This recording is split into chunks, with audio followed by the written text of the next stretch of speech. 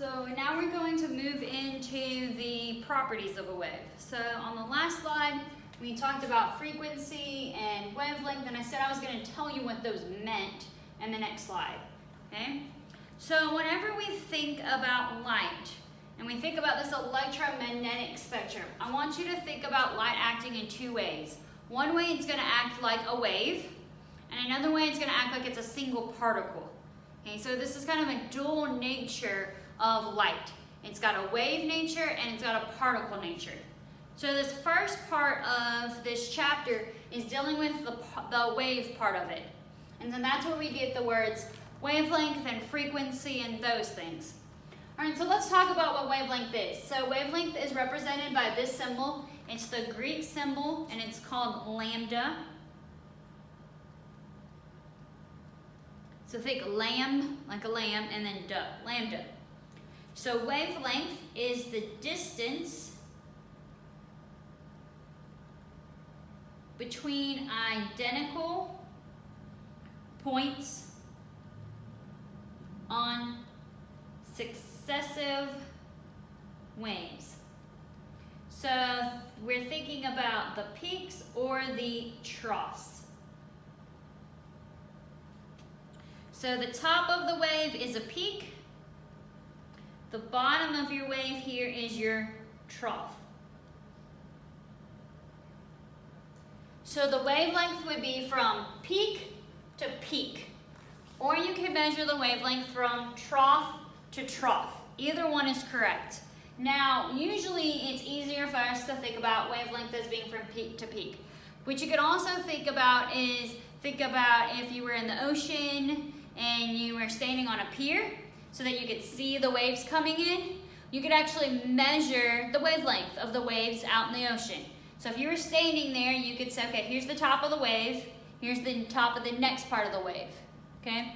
So from the first top to the very next top, or trough to trough.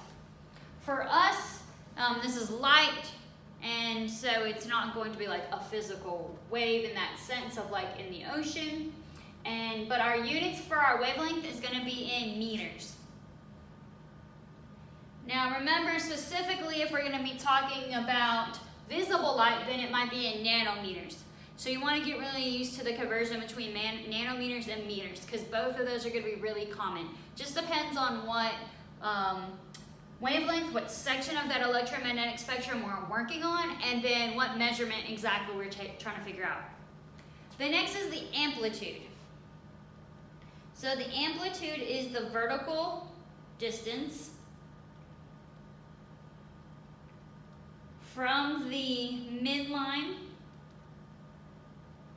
of a wave to the peak or the trough. So if I were to take my whole wave from the peak to the trough and cut it in half. So if I cut it in half, it'd be the middle of it, that's my midline.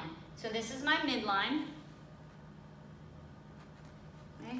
And so the amplitude is from the midline to the peak, or you could also say that your amplitude is from the midline to the trough. So you can almost think about this as this is the height of your wave.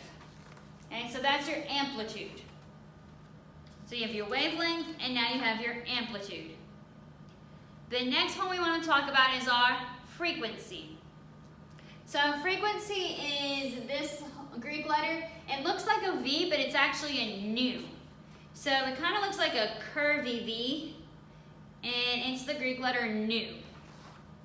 And a lot of times you'll just see it written as a V, and that it's italicized. All right, so let's talk about what the frequency is. So the frequency is the number of waves that pass through a particular point in 1 second. So the way you can think about this, let's go back on our pier. So I'm standing on a pier out in the middle of the water, and I can stand so I can see the waves passing in front of me. And so I could start a timer right when the first wave gets in front of me. And then I could count how many waves go in front of me. Now, if I'm in the ocean, you would probably measure it not in seconds, but in maybe like an hour or 30 minutes or something. Because in the ocean, the waves are really slow rolling. But for us, with light, it's very fast. So with 1 second, you're gonna get way faster than even me snapping the number of waves passing through, okay? So we're saying it's the number of waves in 1 second. So it's a number per second. So our units are 1/a. Another way that you can write this is if your seconds is at the bottom, to write it so that's on the top, you would just change the exponent. So you could also say seconds to the -1. Now, this unit actually has a special name. So a 1/a is the same thing as called a hertz, which is shortened for HZ. So these are all the exact same unit. So you can say 1/seconds, inverse seconds, hertz, HZ, sorry. These are the units for frequency. Now let's talk about how all of these three relate. So we have wavelength, we have amplitude, and we have frequency. So you're gonna have longer wavelengths, you could have shorter wavelengths. The wavelength itself relates to the specific color. So that's why in our chart here, we could say that this wavelength related to the color red. Now, it might relate to a color we can see, like red, yellow, or blue, if it's in the visible light spectrum, but if it's not in that small little section of my entire magnetic spectrum, then I won't be able to see it. And so it's still going to relate to something, maybe it's microwave or gamma rays or something of that nature, but it might not be a color that we can define. So when we say that wavelengths are associated with a different color, specifically we're talking about visible light. All right, now let's talk about amplitude. So this guy, he is a really short amplitude because the height between the midline and the peak is really low. Where here, the midline to the peak is really high. So the amplitude adjusts my brightness. The higher the amplitude, the higher the brightness. The lower the amplitude, the lower the brightness.